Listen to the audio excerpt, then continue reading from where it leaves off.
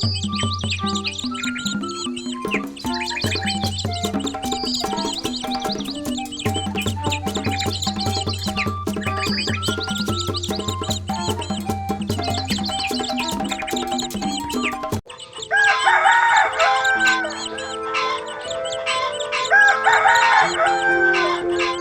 सुबह गांव वाले चीकू की बात पर उठते। ये मुर्गा सिर्फ मुर्गा नहीं था, गांव की घड़ी था।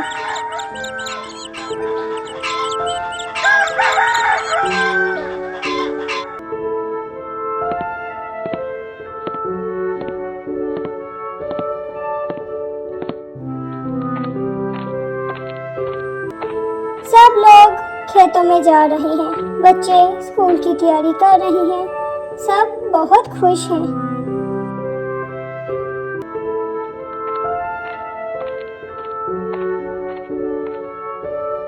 शुक्रिया चिकू भाई, आज भी वक्त पर जगा दिया। लेकिन एक दिन बहुत अजीब हुआ। सुबह हो गई, सूरज निकल आया, मगर चीकू की बांग न आई।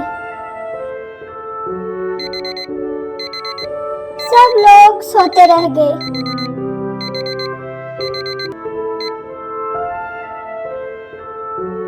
खेत देर से पहुंचे, बच्चे स्कूल लेट पहुंचे।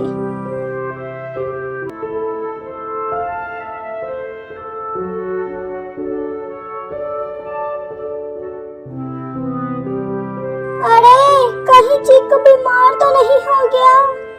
कोई जाकर ढूंढ कर लाओ मेरे चीकू को। पता नहीं कहाँ होगा हमारा चीकू, किस हाल में होगा हमारा चीकू। कोई तो चीकू को वापस ले आओ।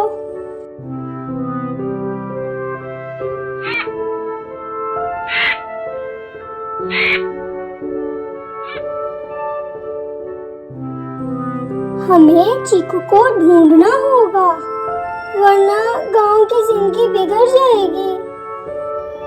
हाँ, और अगर हमने ढूंढ लिया तो सबके हीरो बन जाएंगे। लेकिन हम ये तो नहीं जानते चीकू कहाँ है और किस हाल में है। बच्चों ने चीकू को ढूंढने का मिशन शुरू कर दिया।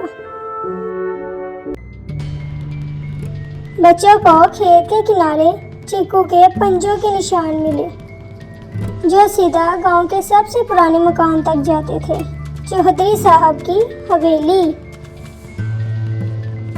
अरे ये तो मुझे चीकू के पंजों के निशान लगते हैं।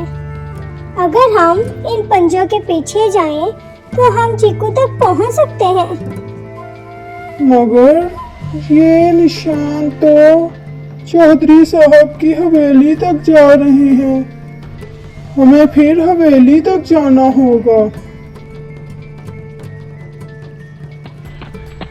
तीनों बच्चे चौधरी साहब की हवेली तक पहुंच गए। देखो देखो, ये निशान यहाँ पर खत्म हो गए हैं। इसका मतलब चीकू हवेली के अंदर है। हमें हवेली के अंदर जाना होगा। चीकू, हम आ गए हैं। तुम परेशान ना हो, हम तुम्हें बचाने आए हैं। तुम्हें कुछ नहीं होने देंगे। अरे बच्चों, तुम आ गए, लेकिन तुम सब परेशान ना हो। चीकू यहाँ बहुत खुश है। मैंने चीकू को इसलिए रखा है ताकि आज वो खास बांग दे। आज हमारे गांव का 100वां साल है और ये बांग गांव की खुशहाली का ऐलान करेगी। चलो आओ, चलकर चीकू की बांग सुनते हैं।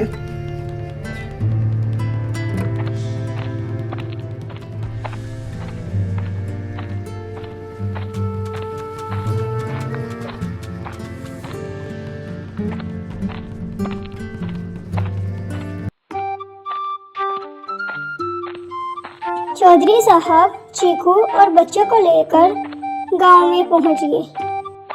चीकू ने सबसे ऊंची और प्यारी बांग दी।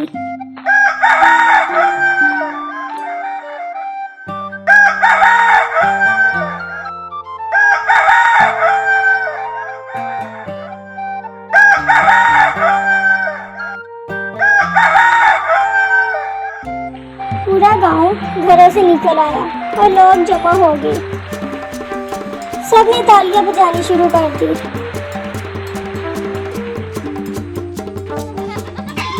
चौधरी साहब और सब बच्चों ने नाचना शुरू कर दिया।